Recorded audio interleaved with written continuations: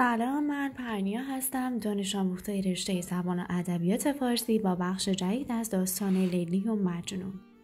روزی مجنون نشسته بود که شخصی سوار بر اسب اومد. شخص از اسب پیاده شد و به سمت مجنون رفت.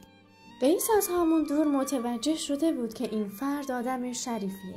مجنون ازش پرسید که چیکار داری با من و فرد پاسخ داد صاحب خبرم ز هر طریقی، یعنی به رفیقی از رفیقی، و گفت با تو سخنی دارم و از کسی پیغامی، از کسی که قامتش از عشق خم شده و از ترس هست که با همسرشه و از شکستگی لیلی گفت. لیلی با غم و گریه و زاری گفته بوده که مسکین و بیکس و یک دم با کس نزنم دمی در این غم، چرا که می ترسم از نیکنامی به بدنامی برم. و از دست تقدیر گفت که چون زن هست نمیتونه شکایتی داشته باشه و از ترس پدر و همسر همه غم خودشو میخوره و این غم خوردن رو ترجیح میده، چون اگر مثل مجنون میخواست به کوه و بیابون بزنه و همه رو خبردار کنه به بی‌آبرویی ختم میشد و حرفای بسیاری در باب او گفته میشد. از حال مجنون میپرسید و اینکه در چه حالی و با کی درد و دل میکنه و چه به روزگارش اومده.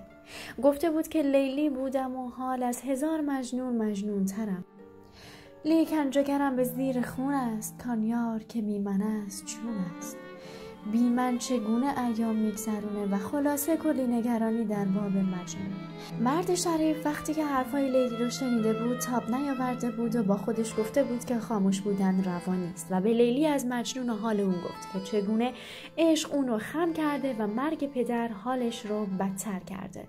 عشق تو شکسته بودش از درد، مرگ پدرش شکسته تر کرد. در ادامه به مجنون گفت که اینا رو وقتی برای لیلی تعریف کرده اون آه سوزناکی کشیده و گریه و فریاد کرده و از اون مرد خواسته بود که پیغام ها رو به دست مجنون برسونه. اینها رو مرد شریف برای مجنون تعریف کرده و مرد طبق قولی که به لیلی داده بود روز قبل از این که مجنون رو ببینه طبق قولش به اتاق و محل سکونت لیلی رفته بود و نامه ای از لیلی برای مجنون گرفته بود.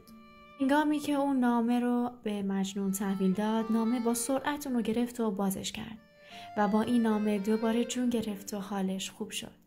نامه با توصیف دلتنگی لیلی برای مجنون شروع شده بود و اینکه از دوری تو حال من که لیلی باشه خوب نیست و در فراق تو میسوزم، و از اینکه هنگامی که خبر مرگ پدر رو شنیده بود گفت که چطور ناراحت شده، انگار که پدر خودش از دنیا رفته باشه و به اون قوت قلب داد. و در آخر از این گفته بود که از دوری اون چگونه میسوزه اما حواسش به مجنون هست و تمام فکر و ذکرش پیش اونه.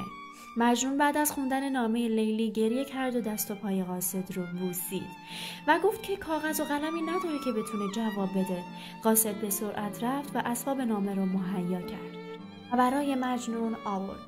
مجنون به جواب نوشتن لیلی نشست و نامه رو به دست قاصد داد و وقتی اون نامه به دست لیلی رسید با اشک چشم لیلی تر شد.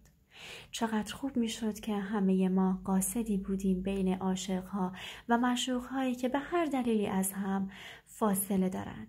سپاس بیکران از همراهی شما دوستان عزیز. امیدوارم که بهره لازم رو برده باشید. خیلی مواظب خودتون باشید. با قسمت‌های بعدی با من همراه باشید. خدا نگهدار.